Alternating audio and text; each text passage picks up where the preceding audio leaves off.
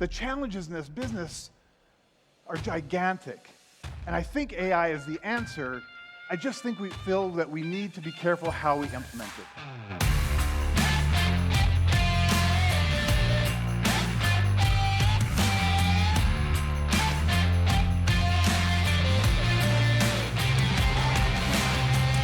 Hey, MSP Global, how's things going?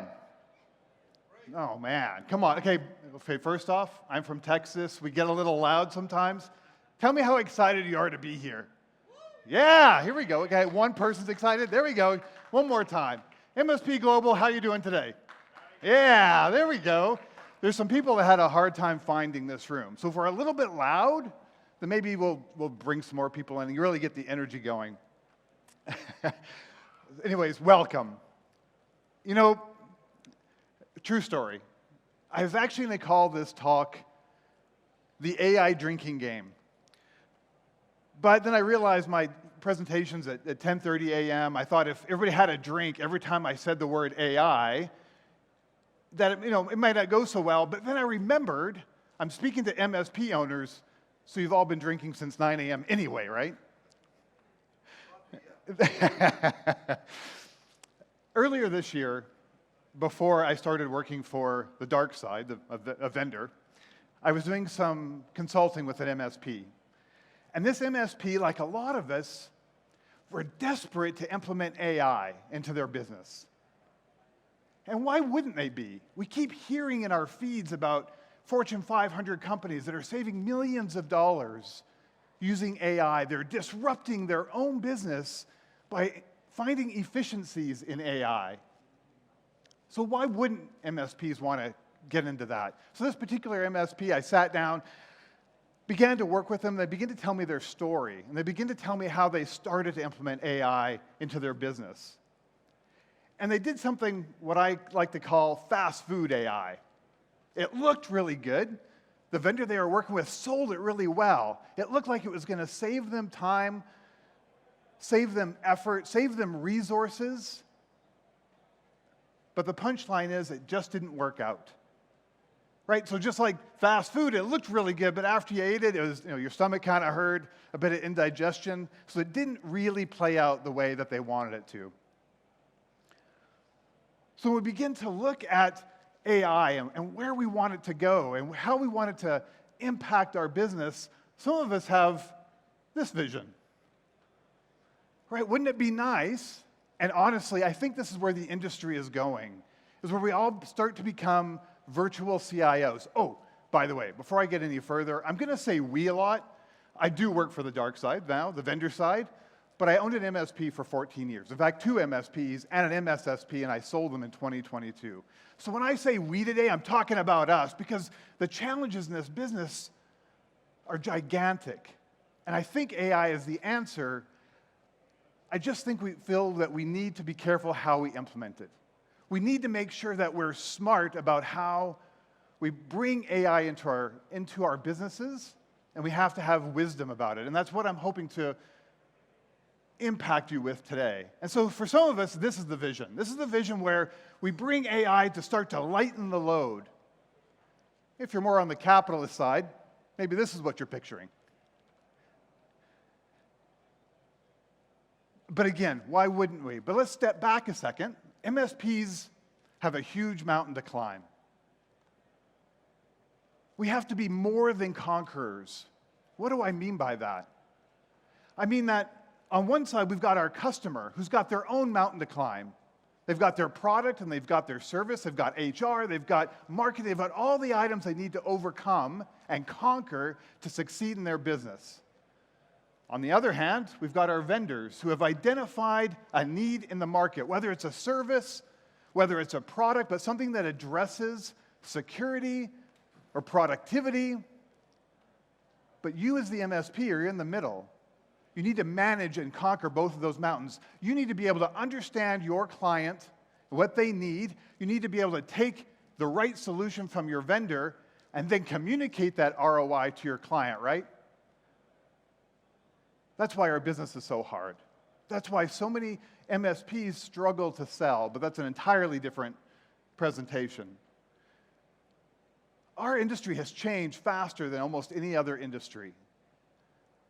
How many of you have been in this business for more than 12 years?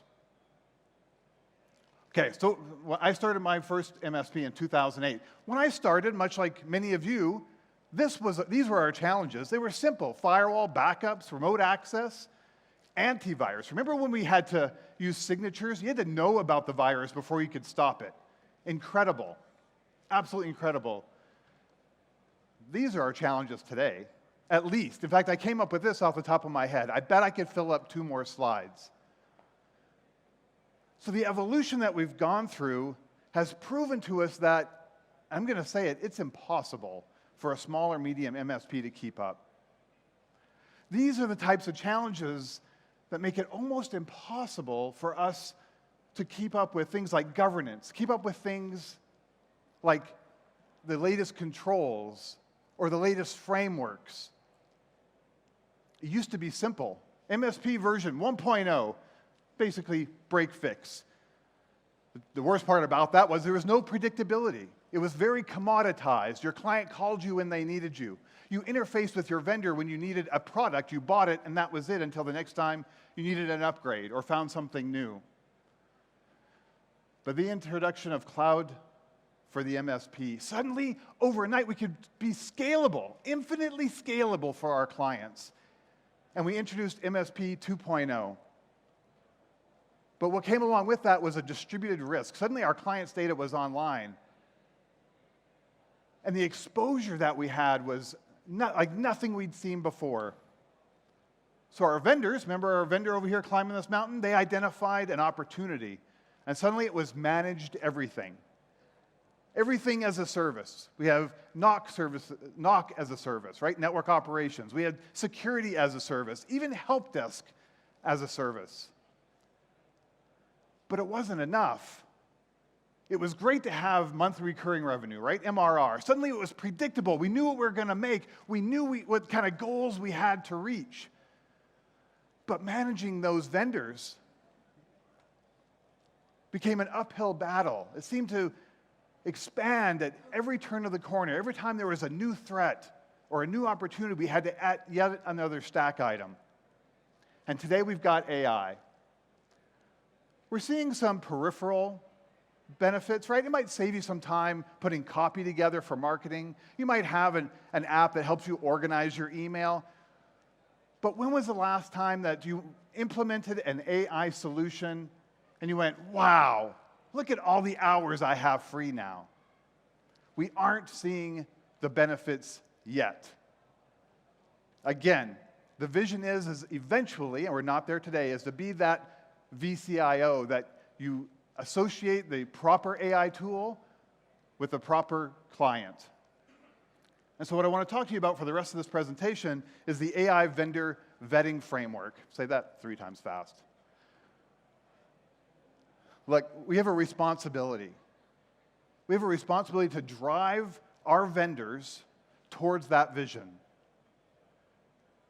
For the last 6 months or so, I've been working with a vendor on the partner success side. I don't think, in fact, I know most small and medium MSPs don't know the power that they have over their vendor. Sometimes we feel like we have to cram their solution into what we need, and that's not the way it works. If you've got a vendor, you need to drive home the vision that you have. You need to drive home the vision that it is overwhelming to keep up with things like NIST 2, Cybersecurity Essentials, SMB 1001, NIST, CIS frameworks.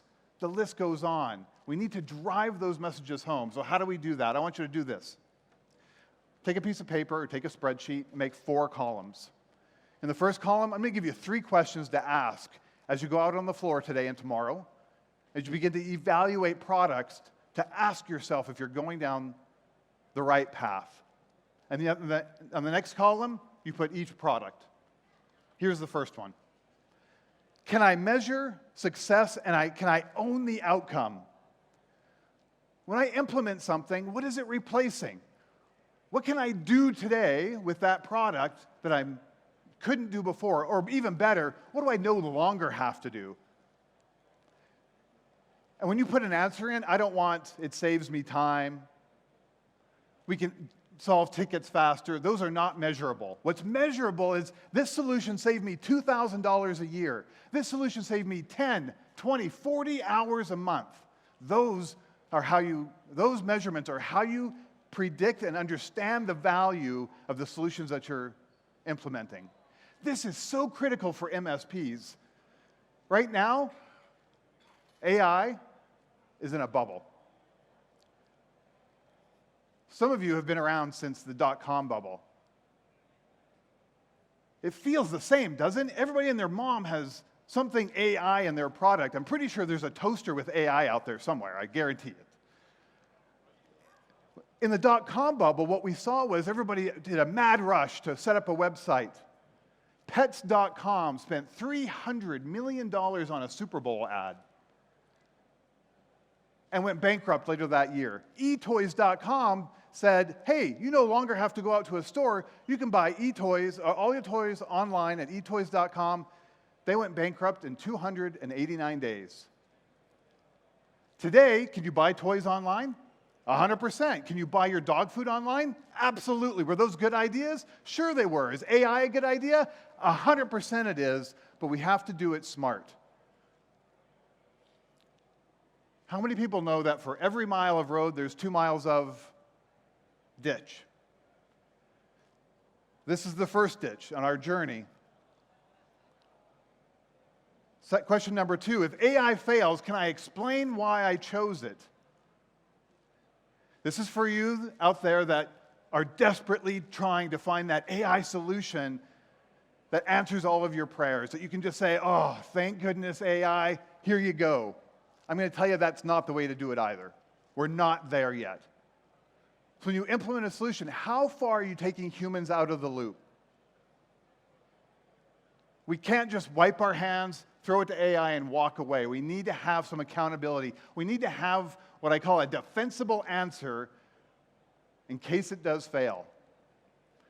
We need to have that 10,000-foot view of what that AI is doing to understand the value, to understand the weaknesses, and to explain ourselves when we go to our clients. That's question number 2. That's in the ditch for those of you who are like gung-ho to implement AI. What's the other ditch? The other ditch is for those of you that are a little bit timid. I work with MSPs every single day that are a little bit slower on the uptake for AI, and I don't blame them. There's so much going on. There's so much static. But as you come to a conference like this and you begin to evaluate and you begin to look at these products, identify in that third column, what are you no longer willing to do? The vendor that I work for has implemented AI in such a way that it takes a lot of the heavy load, which is exactly why I joined this vendor.